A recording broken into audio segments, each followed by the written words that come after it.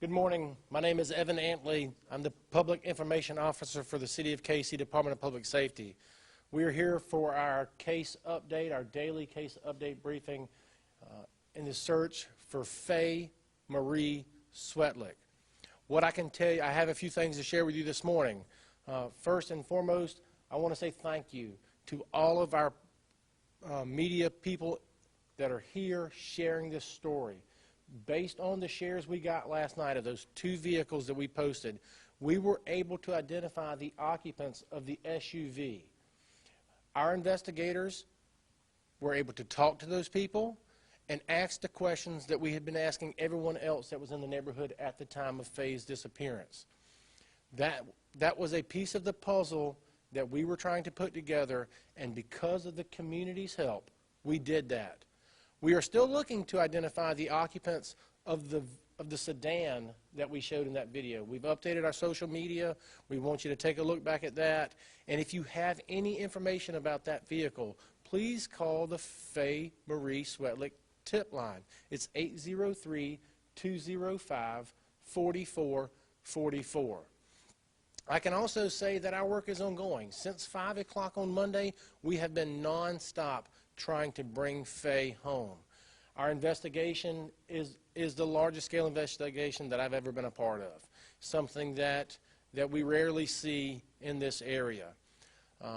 As part of that investigation, some of you have asked about vehicles and vehicles that may have been towed away. You've asked about homes being searched. What I can tell you is this, that in the neighborhood of Churchill Heights, our investigators have gone to every door. We have talked to everyone that lives in that neighborhood. If we have missed anyone in that neighborhood, we are following up on that every few hours to send another crew to those houses that we have missed. As part of investigations of this nature, we do tow vehicles. I can confirm there were vehicles towed from that residence, from where Faye was last seen. But as part of our investigation, I can't share with you details of anything that may or may not have been found in those vehicles.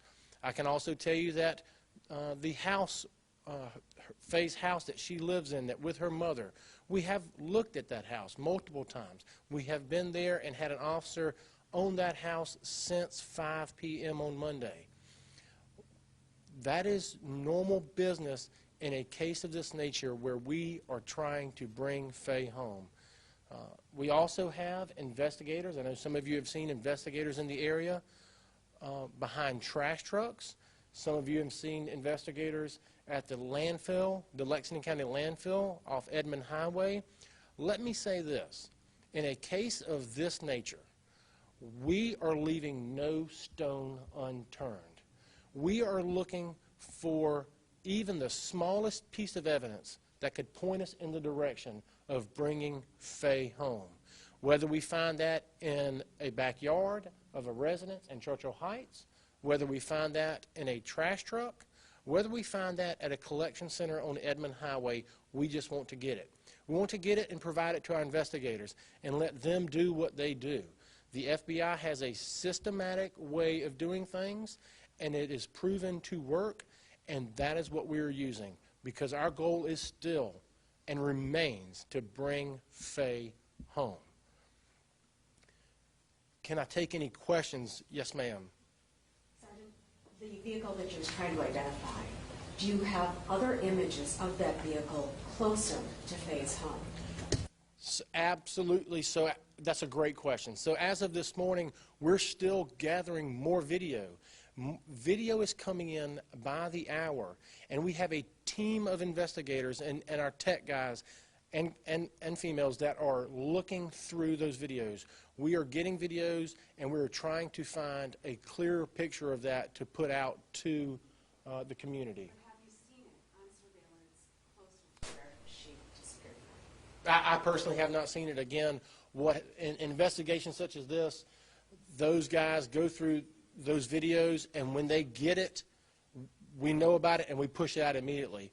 Those pictures of those vehicles were pushed out within minutes of them finding them and actually realizing that we may or may not have spoken with those individuals. Yes, sir. Speaking of those vehicles, Sergeant, and you guys actually talked to someone, can you tell us, were the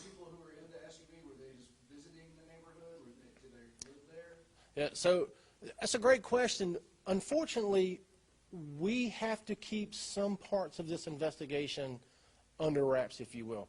We cannot share details of an ongoing investigation of this magnitude because, again, we have our eyes wide open looking to see where Faye is. And so we're exploring every possibility. And so it was great for us to be able to talk to them. It was. We want to move forward now and shift our focus to that next vehicle. So we're approaching 72 hours now that Faye has been missing. How critical is this window of time right now? And are you any closer to understanding what happened to her? So I can say that we are closer than we were at 5 o'clock on Monday. I can say that the phone line has been ringing nonstop. As the phone rings, those leads get passed to an investigator, and we follow up. We all know that time is critical in situations such as these. We are still committed to bringing Faye home just as we were at 5 o'clock on Monday.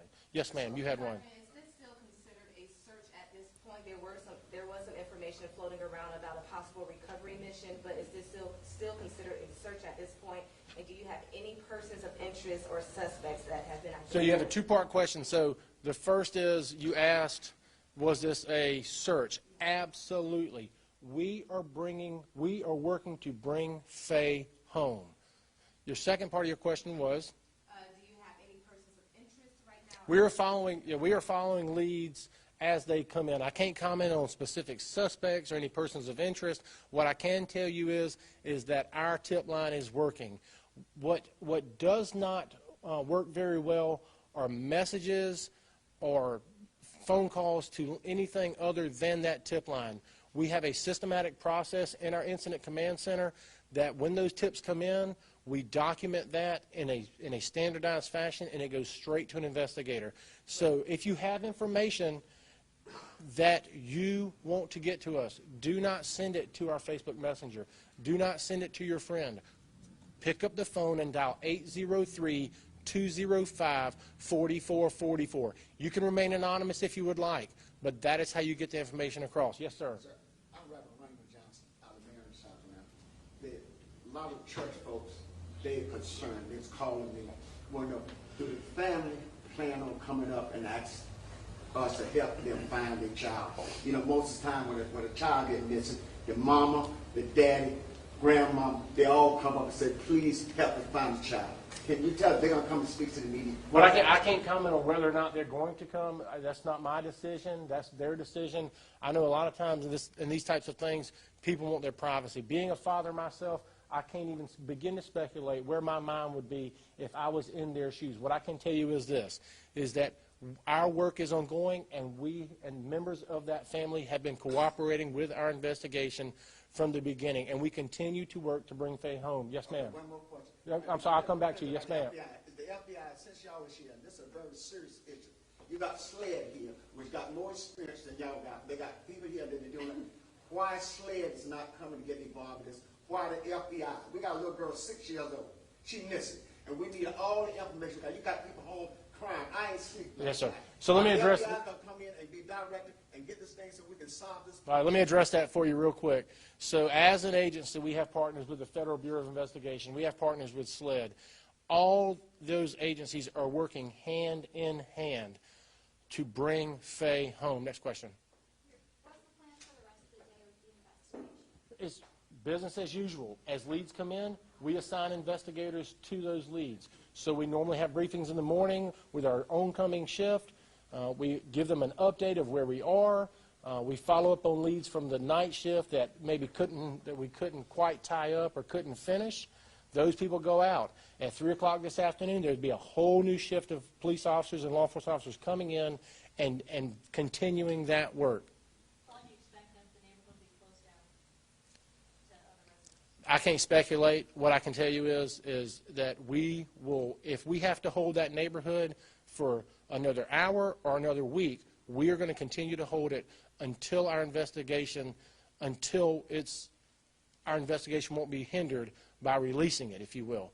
Our mission is to bring Faye home. We understand that the neighbors are concerned that we're in the neighborhood and locking them down. At this point, we have a missing 6-year-old little girl, and we are going to do everything in our power to bring her home.